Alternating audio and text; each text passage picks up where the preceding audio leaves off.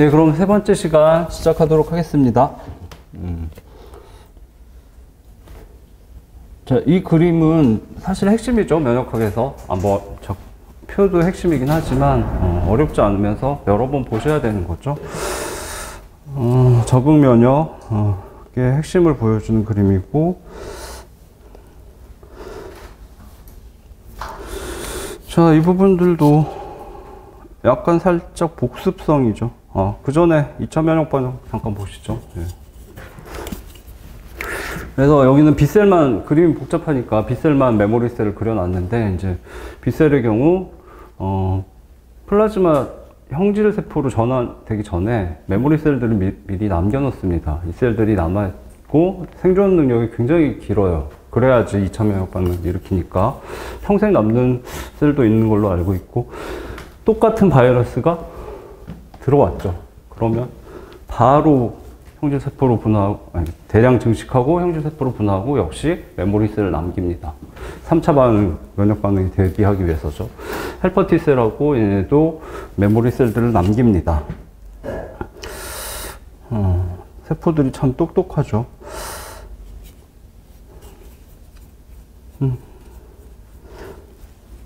자, 근데 이제 그래서 적응 면역, 후천성 면역은 두 개로 갈라진다. 체액성과 세포성이다.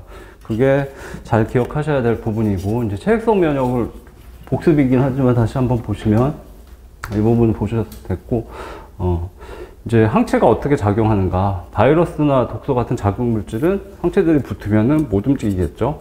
그 다음에 항체는 Y자로 되어 있죠. 왜 Y자로 되어 있을까요? Y자로 돼서 바이러스 여기 붙고 이쪽은 다른 바이러스 붙고 그러면 어글리게이션이 됩니다. 덩어리가 되기 때문에 가라앉죠. 바이러스는 돌아다니면서 숙주세포로 들어가야 되는데 움직이지 못하게 만들면 배식세포가 와서 잡아먹을 수 있습니다. 붙는 것만으로도 방어가 되죠. 그 다음에 뭐 보체는 아까 말씀드렸죠. 보체는 선천성인가요? 후천성인가요? 네, 선천성입니다. 그래서 보체계를 활성화시킵니다. 그래서 후천성이다, 선천성이다 완벽하게 구분되는 건 아니죠. 후천성도 초기 부분은 선천성일 수밖에 없죠.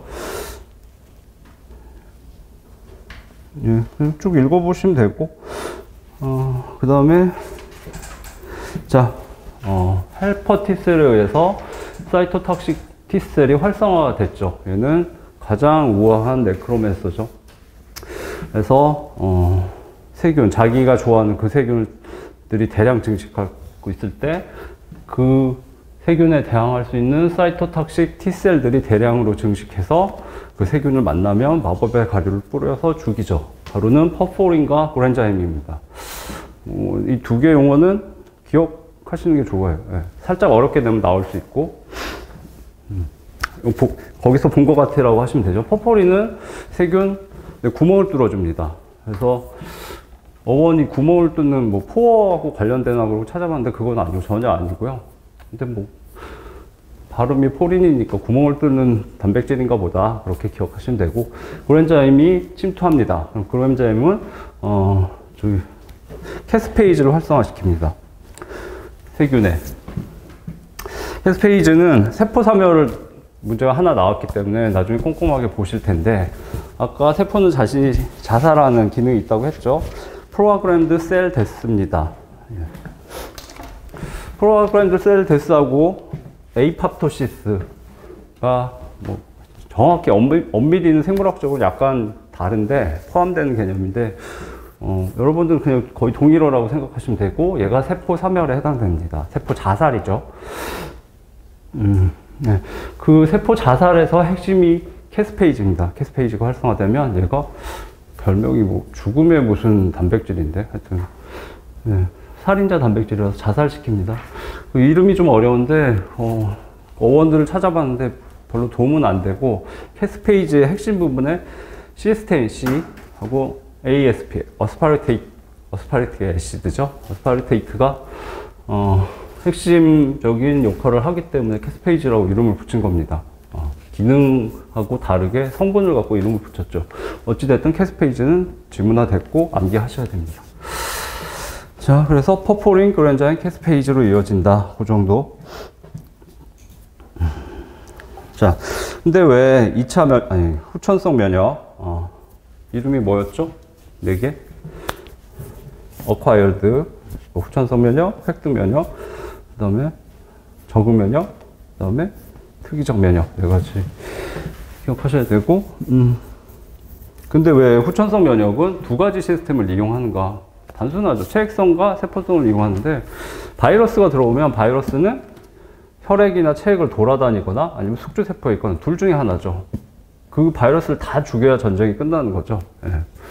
전쟁은 뭐 이라크전에서도 증명이 됐지만 항공모함에서 아무리 폭격을 해도 미사일을 때려 부어도 전쟁은 끝나지 않습니다. 최종적으로 지상군을 투입해서 자국의 국민들이 죽어 나가야 끝나죠. 예. 마찬가지입니다. 다 끝까지 죽여야 돼요. 그래서 체액 중에 바이러스들은 항체로 죽이는 거죠. 누가? B셀이 플라즈마셀로 성질세포로 바뀌어서 항체로 죽이는 거고, 감염된 세포 내부에 있는 바이러스들은 사이토탁식 T셀이 와서 가루를 뿌려서 자살하게 만들고 대식세포가 없애버립니다. 예, 그래서 투 시스템이 필요한 거고 뭐 어렵지 않죠. 그래서 최종적으로 여기 이 그림도 핵심이고, 이 테이블은 어디였죠? 이 테이블을 잘 공부하셔야 되겠죠. 그래서 이 부분들은 다 말씀드렸고, 자, 이 부분 얘하고 얘를 비교했을 때 얘는 그럼 셀프와 넌 셀프를 어떻게 구별하는가? 세균들의 공통적으로 갖고 있는 특성이 있죠. 그걸 보고 넌 셀프다. 면역세포는 다 컨택을 해봐야지 알 수 있습니다. 눈이 없으니까 만져보고서 이런 서열은 없는데, 그러면 내부의 세포들은 알고 있죠. 그 다음에 수용체가 그러니까 많이 필요 없죠. 공통적인 특성을 식별하기 때문에. 근데 얘는 굉장히 스페시픽했죠. 그래서 세균들도 수많은 종류가 있지만 다 다른 세균을 식별하는 거고, 그렇기 때문에 다양한 많은 수용체가 필요하죠. 뭐 당연한 얘기 가볍게 보시면 되고. 자, 그래서 면역학의 기본이 끝났습니다. 그 다음에 기출문제에서는 이것보다 좀 어려운 것들이 나왔죠. 첫 번째 항체의 종류, 그 다음에 면역세포의 종류.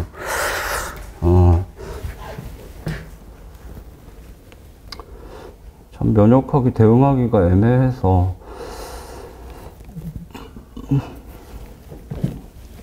자, 설명을 써놨는데 여기 기본 이론들은 그 빠삭하게 공부하시고 잘 기억하셔야 되고, 기출문제가 다시 또 유사하게 출제될 수 있죠.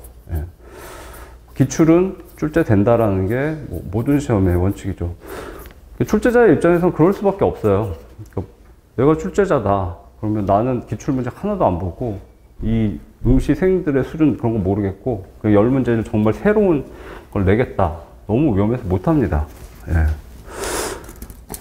그렇게 하면 보통 정신 나간 사람이죠. 그래서 보통은 기출문제를 보고서 한 80%는 기출문제 성향이, 거기에 이제 응시자의 수준이나 이런 게 나와 있으니까 거기를 따를 수밖에 없어요. 새로운 시도는 10문제, 2문제, 많아야 3문제밖에 할 수가 없습니다. 해서, 와, 이거 획기적으로 좋은 출제 방식이다. 변별력이 더 좋아졌다. 그럼 다행이고, 이 떡을 냈어. 정말 너무 어려운 문제 되면 변별력이 떨어지잖아요. 그럼 산인공에서 다시 출제위원으로 모시지 않겠죠.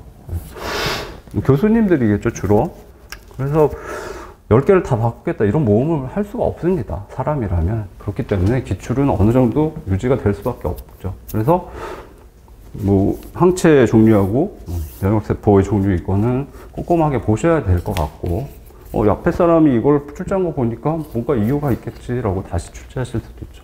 근데 그 정도 수준의 테마들을 면역학에서 찾으면 뭐 하나, 둘, 셋, 넷, 다섯, 여섯, 일곱, 여덟, 9개, 뭐 그 정도 나옵니다. 그걸 자료를 정리해서 강의를 하면 여러분들이 다 공부할 수가 없어요.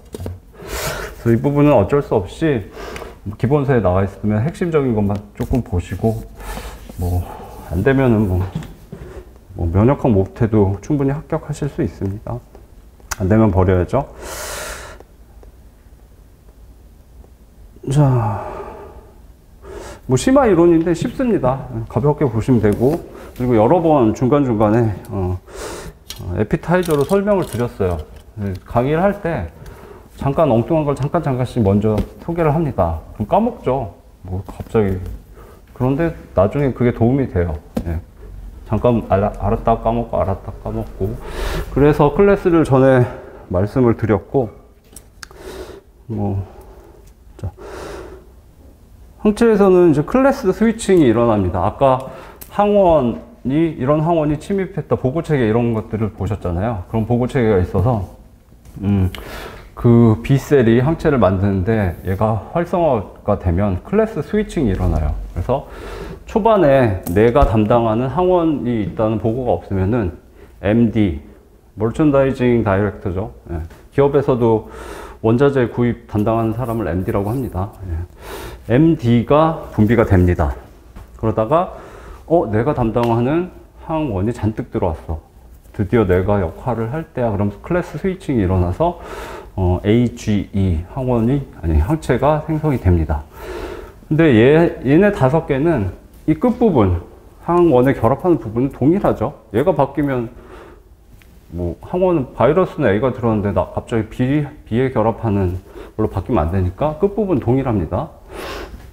그렇지만 이제 형태나 이제 이렇게 5개짜리가 나오기도 하고 2개짜리가 나오기도 하고, 요 부분은 같은 B셀이 만들면 다 똑같다는 거죠. 아까 보셨지만 같은 B셀은 내가 만들 수 있는 항체 끝에 모양이 딱 정해져 있죠. 다른 걸로 못 바꿉니다. 이미 나머지 유전자는 다 버렸기 때문에. 그래서 MDAG가 있고 얘네 특성만 가볍게 기억하시면 돼요. 자, 후반에서 진짜 전투를 하는 건 G급이죠. 클래스 G입니다. 그래서 여기 흰색 부분은 모르셔도 되고 파란색만 아시면 돼요. 얘가 핵심이죠. 그래서 산모는 태아한테 클래스 G를 주죠. 네, 태반을 통과하는 유일한 항체죠. 태반은 유일하죠. 태반은 산모와 태아가 서로 물질 교환할 수 있는 유일한 장소입니다. 서로 개체이기 때문에 다 이렇게 연결되면 안 되죠. 명확히 뭘 주고 받을지 관리를 해야 되기 때문에 태반만 이어져 있어요. 자, 그런데 클래스 스위칭이 일어나기 전에 핵심은 M이죠. 클래스 스위칭 못했는데 벌써 항원들이 퍼졌어. 그러면 M을 빨리 많이 분비를 해야 됩니다. 그래서 초기 방어, 얘가 본격 방어죠. 근데 얘는 하기 전에 요걸 먼저 보셔야 되겠네요. 자, 이게 항체 하나죠. 얘는 항체 2개짜리 이런 것도 있습니다. 다이머죠. 얘는 모노모고, 그 다음에 얘는 펜타머입니다. 5개짜리죠. 펜타는 화학 공부하신 분들은 다 아시죠? 예, 미 국방성이 펜타곤이죠. 예, 위에서 보면 오각형으로 되게 멋있게 돼 있고 5개를 의미하죠. 오량체입니다. 대부분 단량체예요. 대부분 모노머인데 오량체하고 일량체가 어디 있는지만 아시면 되죠. IgM이 이제 G급이 안 나왔는데 항원이 막 퍼져서 방어를 해야 된다. 그럼 분비를 해야 되잖아요. 그때는 오량체로 대량으로 만들어서 분비를 합니다. 근데 그 상황 아니고 표면에 이렇게 항체를 일단 붙여 놓을 때는 단량체, 나머지는 다 단량체예요. 모노머. 그걸 기억하시면 되고, D급은 아직 전쟁이 벌어지기 전이잖아요. 경계만 하면 됩니다. 그래서 그 항원이 나타나는지만 탐색하면 됩니다. 그래서 세포 B셀 표면에 붙어서 그냥 수용체로 자극하는 거죠. 디텍터죠. 감지기. 자, 그다음 클래스 스위칭이 일어나서 AGE가 있는데 G급이 핵심이라는 거 아시고, A는 쉽습니다. 얘는 유일하게 몸의 외부로 분비됩니다. 외부 방어를 담당하는 거죠. 외부에는 라이소자임도 있지만 이제 특정 항원들이 외부에 있는 특정 항원을 공격하기 위해서죠. 그래서 분비물, 침, 눈물, 모유 등 분비물에 존재하고, 한 가지 또 주의하실 점은 태아는 항체를 못 만든다고 아시죠? 1년 출생 후 1년까지인가 못 만드는 걸로 알고 있습니다. 근데 아기가 태어나면 6개월 동안은 잘 놀아요. 그다음 7개월부터 12개월 사이에는 사흘 중에 하루는 병원을 다닙니다. 계속. 정말 힘들더라고요. 예. 항체가 없어서 그런 거예요. 6개월 동안은 항체를 못 만들지만 엄마의 모유에 항체가 들어 있습니다. 그거를 먹기 때문에 항체를 갖고 있어요. 그게 클래스 A죠. 엄마의 모유에 있기 때문에. 근데 6개월이 지나면 엄마의 모유에도 더 이상 항체가 안 나옵니다. 이제 홀로 서서 네가 연습을 해야지. 항체를 만든 연습을 해야 되기 때문에 그 기간이 필요한 거죠. 계속 감기에 걸립니다. 돌아서면 콧물 흘리고 돌아서면 콧물 흘리고 근데 더러워 죽겠어요. 좀 막 힘들고 해서 6개월 동안은 계속 병원에 다니는 기간이 있죠. 1년 후에는 트레이닝이 다 돼서 자신의 항체를 만들어냅니다. 그 다음에 아까 요거 수동 면역 얘기했죠. 내 몸이 만든 항체로 내 몸을 방어하면 자동, 다른 사람이 만든 걸로 방어하면 수동. 그래서 말에다가 항원을 집어넣고 항체가 만들어지면 추출해서 사람한테 사용을 합니다. 항체를 못 만드는 사람도 있거든요. 자, 그 다음에 이제 소화관, 호흡관, 비뇨기관 등의 점막에 위치합니다. 외부로 나간 거죠. 소화관, 호흡관, 비뇨기관은 몸 내부잖아요. 근데 생물에서는 외부입니다. 이걸 설명드리기가 좀 어려워서 이렇게 물리적으로는 이제 몸 안에 있죠. 그렇지만 입을 벌리면 여기 구강 상피 세포들은 외부에 노출되어 있습니다. 공기하고 컨택하기 때문에. 그래서 최종 방어선이에요. 여기도. 소화관도 마찬가지죠. 예. 소화관도 음식물이 있지만 음식물에 바이러스, 뭐 대장균 잔뜩 있죠. 예. 그것들이 못 들어오게 최종 방어를 해야 됩니다. 소장 내부에 뭐 상피 세포들은. 굳이 꼼꼼히 설명 못 드리고 하여튼 외부라고 생각하시면 최종 방어선을 벗어났다라고 생각하시면 돼요. 그래서 A는 최종 방어선을 벗어난 바깥쪽 점막, 분비물에 존재합니다. 그리고 중요한 건 다이머. 이게 시험에 잘 나오죠. 펜타머, 다이머. 나머지는 다 모노머죠. 마지막으로 E는 알러지하고 히스타민만 기억하시면 되죠. 염증 반응 또는 알러지 반응 이렇게 있는데 히스타민이 분비가 돼서 염증에는 히스타민이 분비가 돼야 됩니다. 그래야지 테러리스트들을 순식간에 다 제압을 할 수가 있죠. 근데 테러리스트가 아닌데 테러리스트로 오인을 받아서 군인들, 경찰들이 과잉 반응을 하게 되면 알러지죠. 그 다음에 히스타민을 분비할 수 있는 세포는 비만세포. 아까 염증 장비 가시에 찔리면 일단 1차적으로 비만세포가 히스타민을 분비한다고 말씀드렸죠. 그리고 비만세포는 메스트셀이에요, 원래. 근데 왜 비만세포라고 번역을 했는지 잘 모르겠는데, 선미경으로 보면 뚱뚱해 보여서 비만세포라고 명명되었다 이렇게 나와 있어요. 왜 그랬어요? 그러고 싶지만 하여튼 비만세포. 그리고 비만세포는 지방세포하고 다르죠. 지방세포는 지방을 잔뜩 저장하는 거고 얘는 뚱뚱한 애고. 다음 호영구도 중요하죠.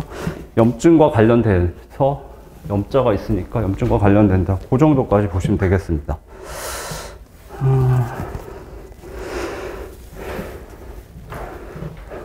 그래서 항체 종류는 다 한 거고 뭐 이 이상은 보통 나오지 않으니까. 그 다음에 면역세포를 보시겠습니다. 면역세포는 이걸 공부하셔야 되는데 머리 아프니까 그 전에 이것부터 보시겠습니다. 백혈구하고 면역세포 개념이 약간 헷갈려요. 생물학적으로 완벽하게 정의되어 있다고 보긴 좀 힘들 것 같고, 여러분들은 식별 못 하셔도 상관없고, 근데 뭐 뒤쪽에서 다시 설명드리겠습니다. 자, 먼저 보시면 삼형제부터 보실까요? 호산구, 호영구, 호중구. 얘네는 에오시노필인데 애시드입니다. 필은 뭐죠? 러브죠. 필라서피 할 때 소피는 위즈덤, 지혜죠. 지혜를 사랑하는 학문이 필라서피, 철학이죠. 요즘엔 교재에 없나요? 하여튼 필은 사랑입니다. 그래서 애시드를 좋아하는데 산성 염색약으로 염색시키면 염색이 잘 됩니다. 그래서 호산구예요. 얘는 염기성 염색약, 베이스죠. 베이스, 염기를 사랑하죠. 염기성 염색약에 염색이 됩니다. 얘는 중성 염색약에 염색이 됩니다. 참 이름 편하게 붙였죠. 그리고 보시면은 여기 과립들이 있습니다. 그래뉼, 과립, 세 가지는 과립을 갖고 있습니다. 그 과립이 필요해서 갖고 있죠. 그 다음에 단핵구가 있는데, 단핵구는 핵이 하나입니다. 써있죠, 모노사이트. 핵이 하나인 세포라고. 왜 핵이 하나라고 하지? 얘네는 핵이 두 개, 세 개로 보이죠. 예, 그래서 얘를 단핵구라고 이름을 붙였습니다. 네 개가 형제예요. 계열상. 세 개는 핵이 많은데 얘는 하나밖에 없기 때문에 단핵구라고 붙였습니다. 이름 참 쉽게 붙였죠.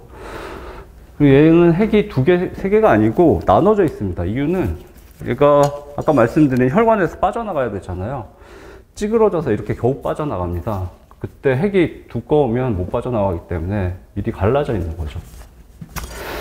그 다음에 단핵구는 잘 안 나와요. 근데 단핵구가 분화해서 아까 말씀드린 대식세포가 됩니다.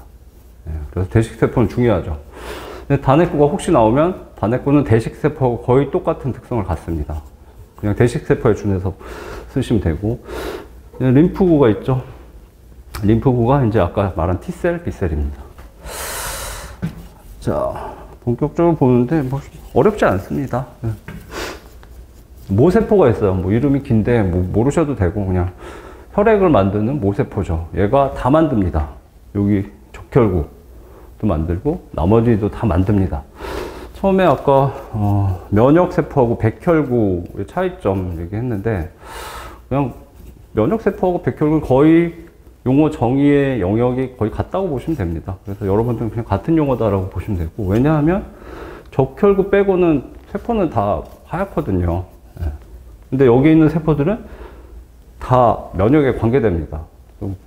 하얀 세포들은 면역세포다. 그 정도 생각하시면 되고, 모세포가 이렇게 갈라집니다. 골수하고 림프구로 바뀌는데, 골수에서는 다양한 게 나오죠. 거액구가 나오고, 얘가 부서져서 혈소판이 됩니다. 혈소판은 혈액 응고에 중요한 역할을 하죠. 혈액 응고에 중요한 혈소판이 물질이 아니고 세포성 물질이라는 거, 그것만 보시면 되고, 그다음에 적혈구 나오겠죠. 비만세포 아까 처음에 히스타민 분비했죠. 염증 반응에서. 뭐 골수 아세포 이것까지는 모르셔도 되고, 그냥 골수 계열, 림프 계열인데, 골수에서 자 호영구, 호중구, 호상구가 나오고 단핵구가 나와서 얘가 핵이 여러 개 있기 때문에 이름이 단핵구죠. 얘가 분화되는 게 대식세포죠. 자, 근데 이쪽이 보시면 대식세포도 비특이적이죠. 선천성 면역이죠. 얘네도 다 선천성 면역입니다. 넌셀프만 구별해서 죽이는 애들이죠. 그 다음에 림프구는 NK셀하고, 그 다음에 그냥 림프구로 갈려져서 그게 B셀, T셀이 됩니다. T셀은 두 가지였죠? 사이토탁식 T셀하고, 그 다음에 헬퍼 T셀, 브레인인 헬퍼 T셀이 있죠. B셀은 항체를 분비하는데 이제 형질세포로 분화된다. 어렵지 않으시죠? 뭐 복잡해 보이지만. 주의하실 점은 NK 세포는 림프구 계열이지만 유일하게 이쪽 선천성 면역 쪽입니다. 근데 뭐 후천성 면역은 두 개밖에 없죠. B셀하고 T셀밖에 없으니까 나머지는 전부 다 선천성이다라고 보시면 됩니다. 자, 호상구, 호중구, 호영구, 삼형제부터 보시면은 호상구는 기생충을 방어합니다. 뭐 자세히 아실 필요 없고, 지문에서는 이것만 나오죠. 호중구는 식균 작용을 합니다. 식균 작용을 누가 했죠? 대식세포가 하죠. 주로 하는데, 호중구도 같이 합니다. 도와주죠. 세 형제 중에 가장 많습니다. 호중구가.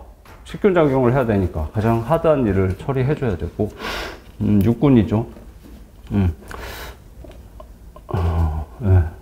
호중구가 이 세 가지 중에서도 가장 많고, 전체 면역세포에서도 가장 많다라고 한 것 같아요. 하여튼 양이 많습니다. 호영구는 염자 써있죠? 아까 나왔죠? 염증 반응 일으킵니다. 염증 그러면 알러지, 히스타민, 염증 같이 쭈루룩 나와야 되죠. 그렇게 기억하시면 되는데, 나중에 한 달 후에 물어보면 전혀 모르시죠? 그래서, 세 개는 산기 중식 염염이라고 그냥 두 문자로 기억하시면 됩니다. 호상구는 기생충, 호중구는 식균작용, 염자는 쉽죠. 호영구는 염증. 근데 호영구는 염증은 뭐 기억 안 하셔도 되죠. 염자가 겹치니까 산기 중식만 기억하시면 되겠습니다. 얘는 어떤 시험에서든 잘 나와요. 왜 잘 나오는지 모르겠는데 지문화하기 쉬워서 그런 것 같습니다. 자, 단핵구는 대식세포에 준해서 판단하면 되죠. 대식세포 식균작용하죠. 대식세포고 단핵구고 전부 다 단핵세포입니다. 다 단핵세포죠 뭐. 무과립, 백혈구, 과립이 없죠. 사진 보시면 과립 안 나와 있죠. 사진이 아니라 그림 보시면 과립은 얘네가 갖고 있습니다. 그 면역세포 종류 보실 때는 아까 그 큰 그림을 보시고 과립 있는 애는 뭐뭐뭐였지? 그 다음에 잡아먹는 애는 누구누구였지? 그 다음에 마법가루를 뿌리는 애는 누구누구였지? 그런 식으로 몇 번 보셔야 되죠. 항원 제시세포. 대식세포가 아까 바이러스를 먹고 항원을 제시했죠. 얘도 똑같이 할 수 있습니다. 대식세포로 분화한다. 대식세포만 아시면 되죠. 수지상세포가 있습니다. 얘도 식균작용을 해요. 항원을 먹습니다. 근데 먹어서 없애는 게 목적이 아니고 얘는 항원 보고가 목적입니다. 그래서 항원을 뜯어먹어요, 살짝. 뜯어먹고 항원 제시 작용을 합니다. 대식세포를 도와서. 근데 얘는 탐색병이죠. 예, 그렇기 때문에 수상돌기, 나뭇가지 모양의 돌기들이 뾰족뾰족 튀어나와 있습니다. 뉴런의 세포체가 되어 있는 것처럼. 그래서 수지상 세포입니다. 나뭇가지 모양의 세포죠. 예. 그런 돌기들이 탐색하면서 항원을 좀 뜯어서 이거 이상한데 보고해야 되겠다 그러면 림프절로 가서 보고를 합니다. 탐색병이다가 정도. NK-셀은 보셨죠? 얘도 우아한 네크로맨서인데 얘는 사이토탁식 T셀하고 차이점은 뭐죠? 얘는 선천성이죠. 그래서 넌셀프면 무조건 죽이고 사이토탁식 T셀은 자기 담당 세균만 죽입니다. 그 차이가 있죠. 그것들을 이렇게 쭉 정리해 놨으니까 뭐 몇 번 보시면서 퀴즈 앤서 하시면 되겠습니다. 면역세포 기능 분류는 이런 테이블은 교재에 안 나오지만 다른 측면에서 그냥 가볍게 복습을 하시면 선천성, 후천성이 있고 선천성에서 식세포 작용을 하는 것은 대식세포, 호중구. 아까처럼 퀴즈를 하는 거예요. 후천성은 없죠. B셀, T셀밖에 없습니다. 얘네는 잡아먹는 애는 없죠. 마지막에 청소를 하는 건 얘네들이 해줍니다. 자, 세포 독성 물질의 분비, 네크로맨서들이죠. NK셀, 선천성은, 후천성은 사이토탁식 T셀. 두 개의 차이는 얘는 까다롭게 세균 한 종류만 고른다죠. 물론 얘네 둘 다 암세포들도 죽입니다. 예. 에이팝토시스, 세포 사멸을 일으키죠. 방어물질 분비는 B셀이죠. 후천성은 형질세포로 바뀌어서 항체를 분비하죠.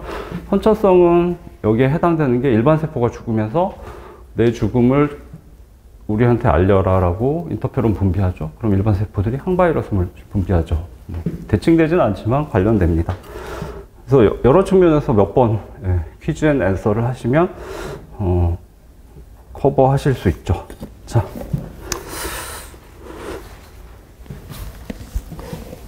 세 문제죠. 첫 번째, 이게 작년 문제네요. 20년.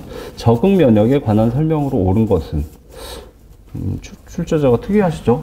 적응 면역은 어댑티브 아니었나요? 근데 어콰이어드 이뮤니티를 쓰고 모든 면역학자들이 만족하게 지문을 출제하셨죠. 그래서 후천성을 말하는 거죠. 옳은 것은 IgG급은 O량체를 형성한다. 아니죠. N급이죠. 네. 분비할 때는 O량체. 그 다음에 세포 표면에 붙을 때는 모노머죠. 다음 T세포는 지금 어렵지 않으시죠? 방금 보신 거니까. 예. T세포는 체액성 면역 반응이다. 되게 쉽게 내셨죠? 예. T세포는 뭐가 있죠? 헬퍼 T셀, 사이토탁식 T셀이 있습니다. 헬퍼 T셀은 브레인이고 사이토탁식 T셀은 네크로맨서죠. 세포성이죠. 세포성 면역이고 체액성 면역은 B셀밖에 없죠. 예. 항체를 분비하는 B셀입니다. 3번 B세포는 감염된 세포를 죽인다. 아니죠. 항체가 분비돼도 감염된 세포는 뇌세포죠. 뇌세포를 항체가 죽일 수 없습니다. 표면에 바이러스가 붙어 있는 것도 아니고 항체가 가서 뭐 할 수 있는 게 없어요. 항체가 그 세포 내부로 들어갈 수 있으면 아까 공부하신 체액성 면역과 세포성 면역 두 가지가 다 있을 이유가 없죠. 항체가 내부로 들어갈 수 있으면 항체만으로 끝납니다. 그렇죠. 못 들어가기 때문에. 예. 세포성 면역, 사이토탁식 T셀이 작용하는 거죠. 그래서 B세포는 감염된 세포는 못 죽입니다. 체액성 면역만 합니다. 체액 중에 바이러스를 죽이죠. 항원제시 세포는 1형, 2형 MHC 분자를 모두 가지고 있다. 이것도 잘 출제를 하셨죠. 일반적으로 공부하는 부분하고 안 하는 부분 경계쯤에 해당됩니다. 그래서 MHC1하고 2는 공부를 하셔야 됩니다. 이거 안 나온다고 말할 수가 없어요. 출제하기 좋은 부분이고.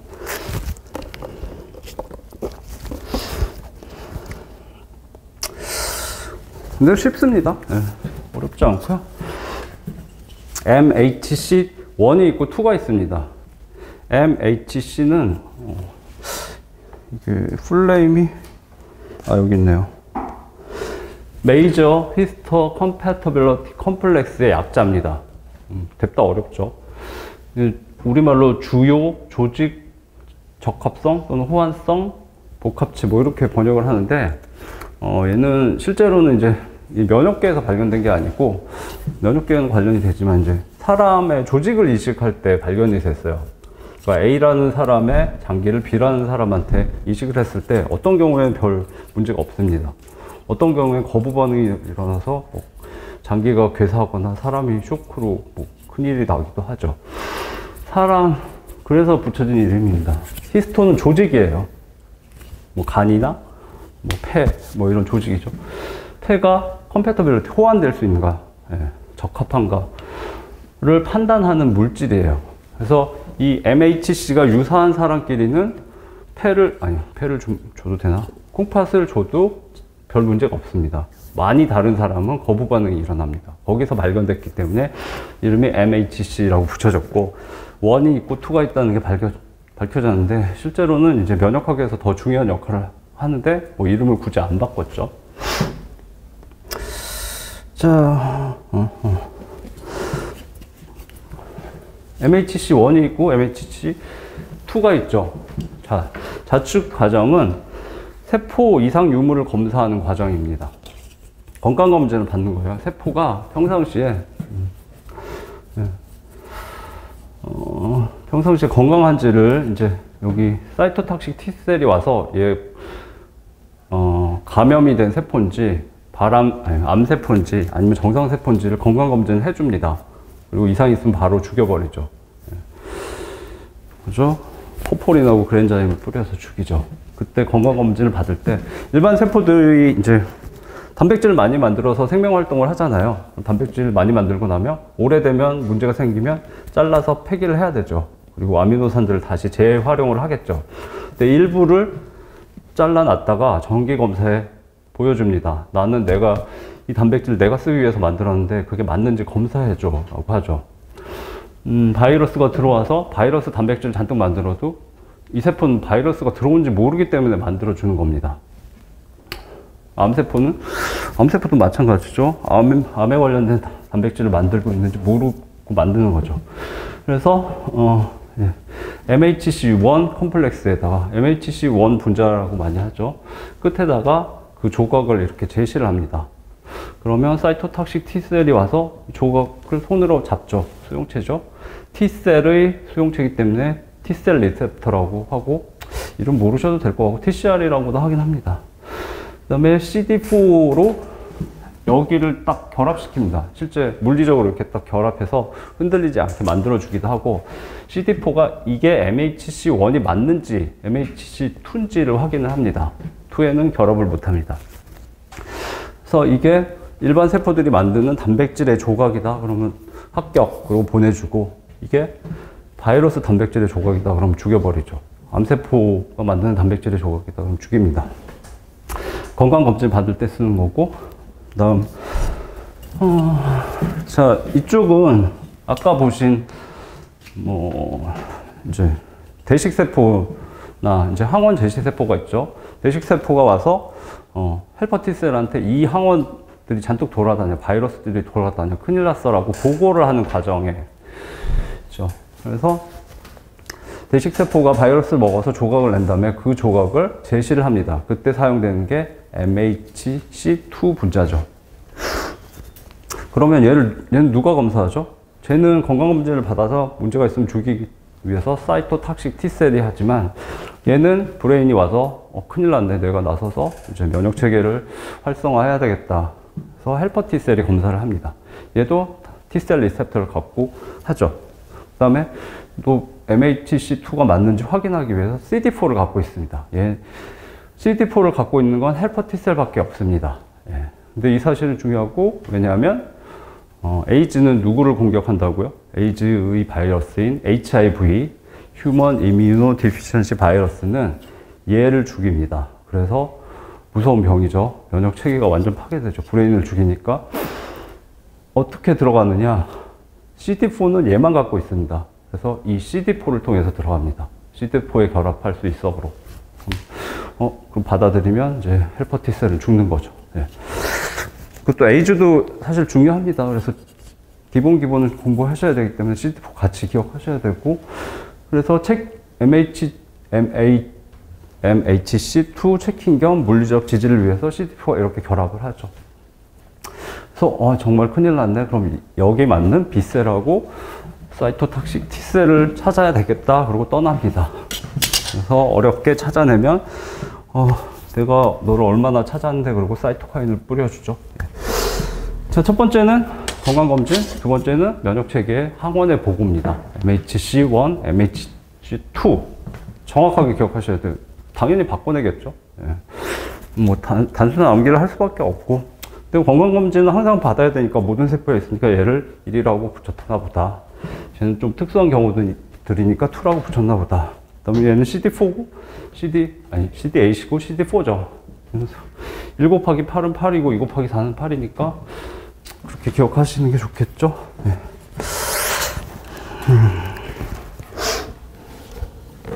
제가 말이 빠른가요? 말이 느린가요? 아닙니다. 저 원래 말이 굉장히 느리거든요. 그래서 살면서 구박을 되게 많이 받아서 강의를 할 때 내가 말을 빨리 할 수 있을까, 그래서 정말 온 체력을 다해서 파이트 앤 플라이트 모드로 풀 스피드로 얘기하는 겁니다. 저희 아버지가 제가 이렇게 말하는 걸 들으면 너 바보 아니었네 뭐 그러죠. 자, 보시면 다 말씀드렸네요. CD3하고 CD4가 수용체를 보조하기 때문에 보조 수용체죠. 코어 리프레서 보조 수용체죠. 뭐 그것보다 중요한, 하여튼 얘하고 MHC1하고 2를 바꾸고 CD8하고 CD4를 바꿉니다. 그게 제일 어려우니까. 그래서 8 곱하기 1은 8, 4 곱하기 2는 8, 얘는 1, 2, 그거를 잘 기억하셔야 되겠죠. 자, 시험에 나왔고 중요하기 때문에 테이블로 다시 중복이지만 한번 그려봤고요. 자, 일반 세포가 있습니다. 일반 세포. 뭐를 제시하죠? 자신이 폐기한 단백질의 조각을 제시하죠. 건강검진을 받기 위해서. 제시 도구는 MHC1이죠. 보조 소형체는 1 곱하기 8이죠. 상대 세포는 내가 불합격하면 나는 죽는 거야. 사이토탁식 T셀이죠. 목적은 세포 이상 유무 검사고, 자, 항원 제시 세포는 항원을 제시해야 됩니다. 그러면 제시하는 건 내 단백질의 조각이 아니고 내가 대식 세포입니다. 내가 먹은 바이러스의 조각이죠. 항원 조각을 제시하면 MHC2로 제시를 합니다. 건강검진이 아니라 지금 바이러스들이 번창해서 큰일 났어요 라고 보고하죠. 그러면 2 곱하기 4, CD4고 헬퍼 T셀, 브레인인 헬퍼 T셀한테 보고를 하죠. 물론 대식 세포 말고 항원 제시 세포들이 있기 때문에 다른 과정에서도 항원 제시를 할 때는 MHC2가 사용됩니다. 목적은 이거죠. 항원 침입에 붙고. 그러면 시험 문제, 항원 제시 세포는 MHC2를 갖는다. MHC1은 없다. 없지 않죠. 얘도 건강검진 받아야 되죠. 똑같이 일반 세포하고 똑같이 원을 갖고 있습니다. 자신의 단백질 조각을 원에 해서 에잇을 붙이고 사이토탁식 T셀한테 검사를 받죠. 여기는 여기하고 같죠. 왜 같죠? 제가 카피 앤 페이스트 했습니다. 그래서 같죠.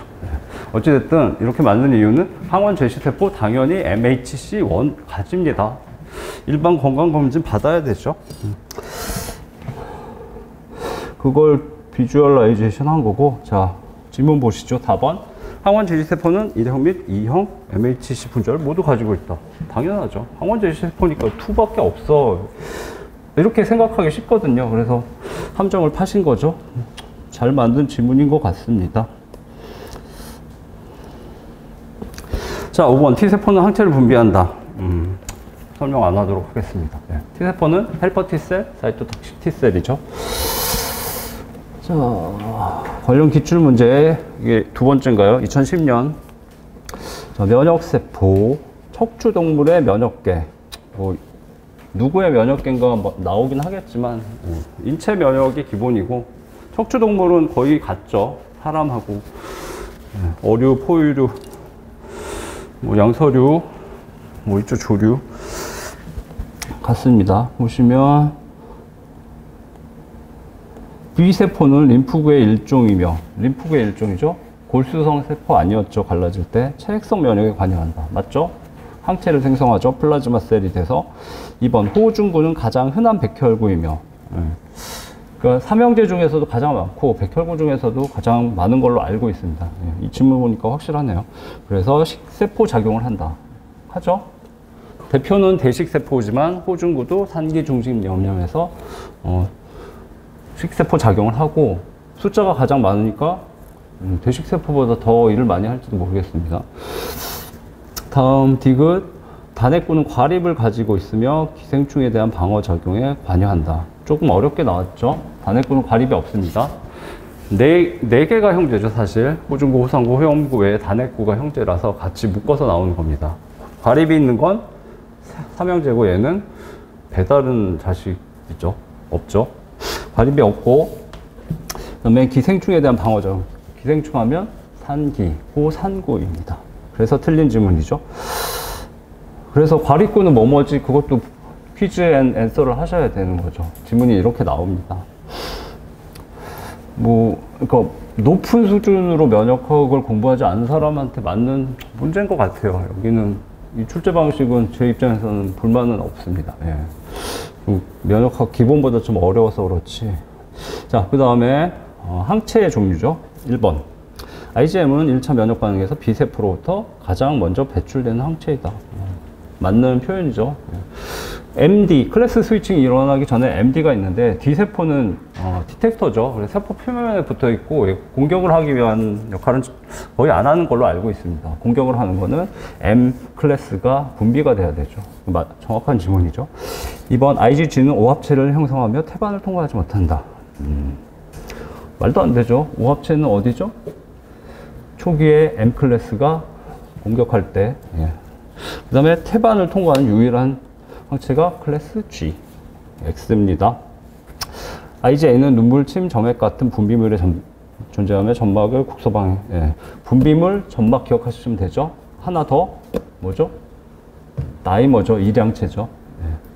그 특이한 구조는 펜타머, 다이머밖에 없는데, 펜타머는 IgM이 분비될 때. 그 다음에 IgA는 항상 다이머. 그리고 IgA는 분비될까요? 세포 표면에 존재할까요? 분비물이고 주로 분비되겠죠. 네.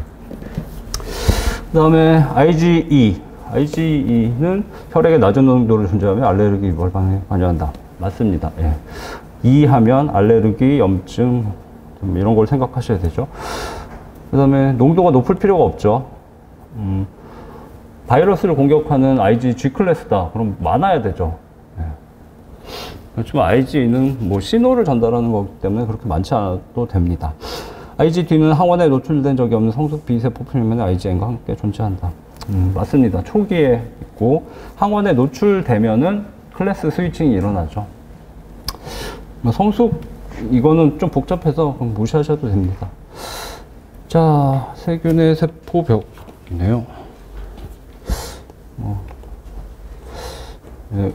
얘는 금방 끝나겠네요. 여기까지 하고 오늘은 마무리하도록 하겠습니다. 자, 세균이 이제 2년간 세 문제 나와서 주의하시는 게 좋지 않을까라고 여러 번 말씀드렸고, 그 중에 한 문제죠. 세균의 세포벽이고, 지난번에 거의 대부분 공부하셔서 복습이 됩니다. 자, 좀 특이하죠. 세포 소기관을 물기 위해서 세포벽을 물었을 수도 있고, 세균을 물었을 수도 있고. 첫 번째, 세균, 이거는 지난번에 다 공부하신 거죠. 네. 그래도 귀에 피가 나게 들으셔야 됩니다.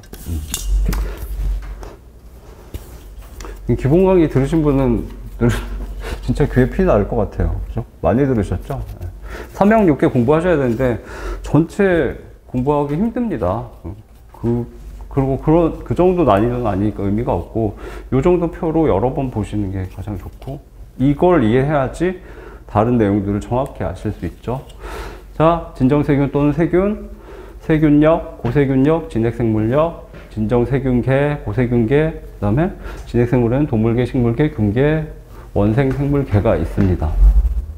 그 다음에 균계에는 버효곰, 버섯, 효모, 곰팡이가 존재한다는 거 주의하시고, 이쪽 두 가지는 원생생물, 저쪽은 진핵생물이라고 써있죠, 이름에. 얘는 무조건 단세포, 얘는 거의 다세포인데 일부만 단세포죠. 뭐 유글레나 뭐 있었죠? 효모 단세포라는 거 주의하셔야 되죠. 뭐 선모축류 뭐 그런 것들 좀 주의하셔야 되고. 자, 그 다음에 세포벽 성분, 이거는 무조건 아셔야 되죠. 펩타이드 글라이칸 뭐로 돼 있죠? 펩타이도 아미노산들이 모여 있죠. 올리고펩타이드로 돼 있고, 글라이칸 다당류가 있죠. 정확히 NH와 NAM이 반복됩니다. 슈도펩타이드 글라이칸, 펩타이드 글라이칸이 아니죠, 고세균은. 균계는 키틴으로 되어 있고, 좀 정확히는 키틴은 NAG 성분으로 되어 있습니다. 여기에 같은 물질들을 이용하겠죠, 진화하면서. 뭐 그거 써보니까 꽤 괜찮아, 그럼 나도 쓸래. 싱글은 셀룰로스고 전부 포도당이죠, 100%. 100%는 모르겠지만 거의 포도당이죠. 네. 마지막으로 균계, 균류 헷갈리지 마시고, 그 다음에 세균 이만큼 차지한다, 중요합니다. 자, 되셨고, 세균의 구조, 뭐 세균에 대해서는 많이 공부하셨을 테니까 가볍게 보시면, 작다, 세균이 이거 원핵세포고, 막성 소기관 다 없죠. 그냥 방 하나에 삽니다. 그 다음에 DNA는 보호되지 않죠. 그래서 이렇게 널브러져 있긴 한데 그래도 한쪽 구석에 있습니다. 그래서 그걸 핵양체라고 합니다. 핵 모양의 체라는 뜻이죠. 그 다음에 DNA 한 개죠. 예. 진핵세포는 여러 개고, 그 다음에 구형이죠. 플라스미드처럼 원형으로 되어 있습니다. 그 다음에 당연히 생명활동을 해야 되니까 라이보좀이 있죠. 세포질에 있죠. 세포질 말고 있을 데가 없죠, 방 하나니까. 몇 S였죠? 라이보좀? 몇십 S, 70S였죠. 예. 고세균도 70S였죠? 그렇지만 같다 다르다? 네, 다르죠. 진핵세포는 라이보좀 크기가 80S죠. 예. 원래는 소단위치, 대단위치까지 다 외워야 되는데 우리 시험에 거기까지는 안 나오더라고요. 70S, 80S만 외우시면 됩니다.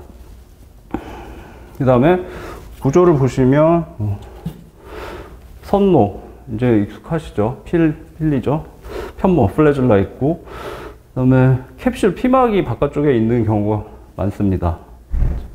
자, 안쪽에 뭐 DNA들이 핵양체 형태로 있고, 라이보좀 당연히 있을 거고, 그러면 방 하나는 세포질이죠. 그 다음에 바깥쪽에 세포막, 세포벽은 그 바깥쪽에 있죠. 세포벽이 세포막 안에 있진 않죠. 얘는 정교하게 물질 투과를 조절하고, 얘는 물리적 지지력만 같죠. 예. 그림 보셨으니까 이제 아시겠죠? 망형 체죠. 뭐 리브죠, 뭐라고 그러지? 망상형 구조인가?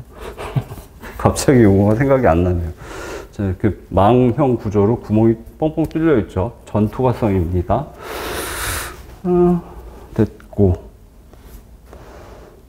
그래서 세균에 대해서 꽤 잘 공부하신 거예요. 거의 뭐 나올 만한 건 다 커버됐고, 예, 펩타이드 글라이칸의 구조고, 다시 한 번만 보시면 NAM, NAG, MG, MG, MG 다당류죠. 그다음에 아미노산들 4개니까 올리고 펩타이드. 그게 2개가 붙어 있죠. 그래서 이름이 펩타이도 글라이칸이었죠. NAG는 포도당이 살짝 변형돼서 된 거죠. 플레임은 N 아세틸 글루코스 아민입니다. 아민도 붙고 아세틸기도 붙고. 포도당이 이렇게 있으면 아민이 붙으면 NH2죠. 그다음에 아세틸기가 붙는데 어디 붙었니? 그랬더니 아민의 N 질소가 있죠. 거기에 붙었기 때문에 N 아세틸이라고 합니다. NAM은 NAG를 다시 한번 살짝 변형한 거죠. 쭉 다 됐고, 그물망 구조, 메쉬 구조. 예. 요즘 단어가 생각이 안 나네요. 자, 그다음에 요거는 세균들은 이제 대부분 어렵지 않은 내용들이 있어서 원핵세포니까 진핵세포하고 비교하고 공부하시고 아까 구조, 그다음에 뭐 벽성분 공부하셨고 대부분 커버가 되는데 이제 만약에 조금 더 어렵게 낸다 그러면 첫 번째는 그램 양성 세균, 그램 음성 세균입니다. 세균학을 공부하면 첫 번째 이 세균 양성이야 음성이야를 물어보죠. 걔는 나올 수 있기 때문에 그것만 살짝 개념을 넣습니다. 자, 얘는 그램 양성이고요. 여기 이제 세균이 있고 바깥쪽에 세포막 쪽에 세포벽이 있죠. 세포벽을 그 부분을 확대한 거죠. 세포막 인지질 이중층으로 되어 있고 여기 펩타이도 글라이칸 층이 있습니다. 하나가 아니고 물리적 지지력이니까 여러 층으로 되어 있으면 더 단단하겠죠. 당연히 층으로 되어 있습니다. 그램 양성은 그램이라는 과학자가 세균을 스테이닝 염색하기 위한 걸 개발했는데 기가 막힌 염색약이었던 거죠. 예. 그래서 그걸로 분리하면 세균 특성이 완전히 분리된다. 그래서 새로운 세균을 찾았을 때는 그램 다이를 씁니다. 그래서 색깔이 나타나면 그램 양성, 색깔이 안 나타나면 그램 음성입니다. 그램 양성은 이렇게 생겼고 그램 음성은 그림이 없는데 비슷합니다. 여기 세포막 있고 펩타이드 글라이칸 층인데 얇아요. 그 다음에 이 바깥쪽에 세포막이 하나 더 있습니다. 그램 염색약은 요 펩타이드 글라이칸 층을 염색을 합니다. 그래서 이게 두꺼운 양성은 색깔이 나타나고, 그 다음에 그램 음성의 경우는 이 층이 얇기 때문에 색깔이 안 나타나는 거죠. 예. 그리고 바깥쪽에 세포막이 하나 더 있기 때문에 염색약이 잘 못 들어가는 거죠. 그걸 아시면 되고, 그 다음에 근데 그램 양성하고 그램 음성 중에 어느 게 더 무서울까? 맞히실 수 있습니다, 여러분이. 못 맞추시네요. 그램 음성이 훨씬 무섭습니다. 이유는 일단 세포막이 하나 더 있기 때문에 강력한 방어막을 하나 더 갖고 있는 거죠. 그래서 여기 보시면 설명에 나와 있을 텐데, 예.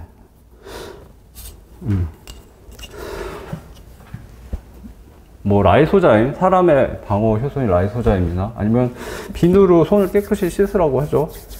뭐 요즘 특히 비누만으로도 세균을 거의 죽일 수 있습니다. 그 다음에 또 뭐가 있나? 하여튼 그런 것들로부터 방어가 가능하기 때문에 그램 음성 세균은 위험하고요. 네. 쭉 읽어보시면 되고, 그 다음에 또 한 가지는 LPS가 있습니다. LPS도 기억을 하셔야 되는데, 그램 음성 세균은 안쪽 세포막 말고 바깥쪽 세포막 표면에 자기가 쓰기 위해서 LPS를 갖고 있습니다. 라이포 폴리세카라이드. 라이포 지질이죠. 폴리는 다하고 세카라이드는 당류란 뜻이죠. 사카린 아시죠? 사카린이 세커린의 어원이죠. 예. 달죠. 소주에 들어있고. 그래서 뭐죠? 당지질입니다. 당지질은 많이 있죠. 예. 세포막 표면에 막단백질이 있고 단백질에 당이 붙어 있으면 당단백질. 그다음에 그냥 지질 하나에 다당류가 붙어 있으면 당지질이죠. 그게 있는데 자기가 쓰려고 갖고 있는데 얘가 뭐 성분 때문에 사람한테는 극독성입니다. 굉장히 위험합니다. 그래서 LPS는 감염된 사람이 하루 이틀 만에 죽을 수 있습니다. 그리고 세균을 죽였는데 LPS가 빠져나온 다음에 온몸을 돌아다니는 화학물 물질이죠. 이게 혈관으로 잘못 들어가면 온몸을 도는데 폐혈증이 될 수 있습니다. 폐혈증은 쇼크로 며칠 안에 사망할 수도 있는 위험한 질병이죠. 그래서 LPS는 굉장히 무섭습니다. 그 정도 보시면 됩니다. 그램 음성이 더 위험하다? 위험할 수밖에 없죠. 세포막이 하나 더 있으니까. 그리고 그 세포막에 LPS들이 박혀 있는데 사람이 세포를 죽여도 LPS 처리를 잘못하면 얘가 사람을 죽일 수도 있다. 자, 기억번. 펩타이드 글리칸으로 이루어진 그물망 구조를 가지고 있다. 이제 너무 유치하죠? 설명 굳이. 그 다음에 니은번 섬유소로 이루어진 다당류로 구성되어 있다. 아니죠. 식물이죠. 네. 그래서 식물세포는 사실 공부하기 힘든데 그냥 여기 요 정도는 공부해야 될 것 같아서 설명을 드렸고요. 뭐 자세히 설명드리긴 그렇고 이렇게 생겼죠. 식물세포. 자, 세포가 있고 이 까만 부분이 세포막이죠. 바깥쪽에 세포벽이 있겠죠.